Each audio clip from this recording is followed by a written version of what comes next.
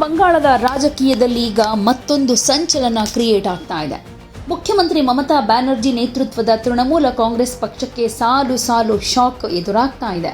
ಆ ಒಂದು ನಡೆ ದೀದಿ ನಾಡಲ್ಲಿ ಟಿಎಂಸಿ ಅಸ್ತಿತ್ವವೇ ಇಲ್ಲದಂತಾಗುತ್ತಾ ಅನ್ನೋ ಪ್ರಶ್ನೆ ಮೂಡೋ ಹಾಗೆ ಮಾಡಿದೆ.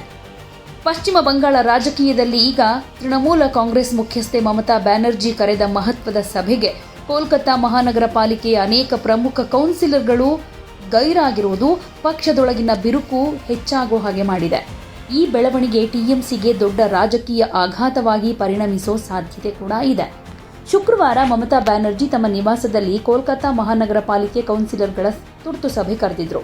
ಪಕ್ಷದ ಒಳಗಿನ ಅಸಮಾಧಾನ, ರಾಜೀನಾಮೆಯ ಊಹಾಪೋಹ, ಇತ್ತೀಚೆಗೆ ಚುನಾವಣೆಯಲ್ಲಾದಂಥ ಹಿನ್ನಡೆ ಇದೆಲ್ಲದರ ಬಗ್ಗೆ ಈ ಸಭೆಯಲ್ಲಿ ಭಾರಿ ಮಹತ್ವ ಕೊಡಲಾಗಿತ್ತು. ಆದರೆ ಸುಮಾರು 40ಕ್ಕೂ ಹೆಚ್ಚು ಕೌನ್ಸಿಲರ್ಗಳು ಸಭೆಗೆ ಬರದೆ ರಾಜಕೀಯ ವಲಯದಲ್ಲಿ ಇದು ಚರ್ಚೆಗೆ ಎಡೆ ಮಾಡಿಕೊಟ್ಟಿದೆ. ಪ್ರಮುಖ ಮುಖಂಡರಾದ ದೇವಾಶೀಸ್ ಕುಮಾರ್ ಸೇರಿದ ಹಾಗೆ ಅನೇಕ ಹಿರಿಯರೇ ಕಾಣಿಸದೆ ಇರೋದು ಮಮತಾಗೆ ಇದೊಂದು ರೀತಿ ನೇರ ಸಂದೇಶಾನ ಅನ್ನೋ ಪ್ರಶ್ನೆ ಮೂಡೋ ಹಾಗೆ ಮಾಡಿದೆ. ಈ ವಿಚಾರವನ್ನ ಬಿಜೆಪಿ ಸಖತ್ತಾಗಿ ಯೂಸ್ ಮಾಡ್ಕೊಳ್ತಾ ಇದೆ. ಟಿಎಂಸಿ ಒಳಗೆ ಇರೋ ಒಳಕಲಹವನ್ನ ಬಯಲಿಗೆ ಎಳಿತಾ ಇದ್ದಾರೆ. ಇದು ಕೇವಲ ಗೈರು ಹಾಜರಿ ಮಾತ್ರ ಅಲ್ಲ, ಮಮತಾ ನೇತೃತ್ವದ ಮೇಲಿನ ವಿಶ್ವಾಸ ಕುಸಿತದ ಸೂಚನೆ, ಪಕ್ಷದ ನಾಯಕತ್ವದ ಮೇಲೆ ಅಸಮಾಧಾನ ಹೆಚ್ಚಾಗಿದೆ ಅಂತ ಆರೋಪ ಮಾಡಿದ್ದಾರೆ.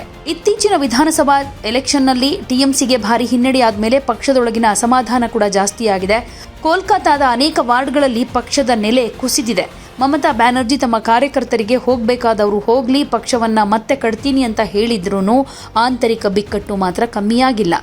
ಮತ್ತೊಂದು ಕಡೆ ಮೇಯರ್ ಫಿರ್ಹಾದ್ ಹಕೀಂ ರಾಜೀನಾಮೆ ಬಗ್ಗೆ ಊಹಾಪೋಹಗಳಿದೆ.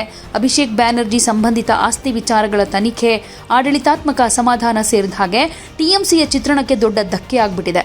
ಪಕ್ಷದೊಳಗಿನ ನಾಯಕರು ಪರಸ್ಪರ ದೂರ ಆಗ್ತಾ ಇರೋದು ಕೂಡ ಇಲ್ಲಿ ಸ್ಪಷ್ಟವಾಗಿ ಕಾಣಿಸ್ತಾ ಇದೆ. ಸೊ ಈ ಬೆಳವಣಿಗೆಗಳ ಮಧ್ಯೆ ಮಮತಾ ಬ್ಯಾನರ್ಜಿ ಪಕ್ಷವನ್ನು ಒಂದುಗೂಡಿಸೋದಕ್ಕೆ ಹರಸಾಹಸ ಪಡ್ತಿದ್ದಾರೆ. ಆದರೆ ಸಭೆಗೂ ಕೂಡ ಹಾಜರಾಗದೆ ನಾಯಕರು ಮೌನ ಪ್ರತಿಭಟನೆ ಮಾಡ್ತಾ ಇರೋದು ಟಿಎಂಸಿಯ ಮುಂದಿನ ಭವಿಷ್ಯದ ಬಗ್ಗೆ ಗಂಭೀರ ಪ್ರಶ್ನೆಗಳನ್ನು ಎಬ್ಬಿಸ್ತಾ ಇದೆ.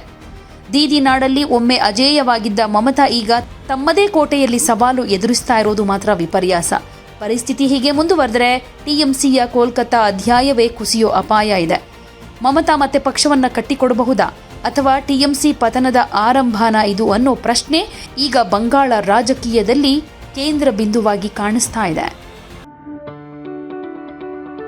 ಯಾವುದೇ ಸುದ್ದಿಯ ಅಪ್ಡೇಟ್ ಅನ್ನ ಮಿಸ್ ಮಾಡ್ಕೊಳ್ಬಾರ್ದು ಅಂದ್ರೆ ಈಗ್ಲೇ ಒನ್ ಇಂಡಿಯಾವನ್ನ ಸಬ್ಸ್ಕ್ರೈಬ್ ಮಾಡಿ. ನಿಮಗೆ ಬೇಕಾದ ಭಾಷೆಯಲ್ಲಿ ಎಲ್ಲಾ ಸುದ್ದಿ ತಿಳಿಬೇಕು ಅಂದ್ರೆ ಒನ್ ಇಂಡಿಯಾ ಆಪ್ ಅನ್ನ ಡೌನ್ಲೋಡ್ ಮಾಡ್ಕೊಳ್ಳಿ.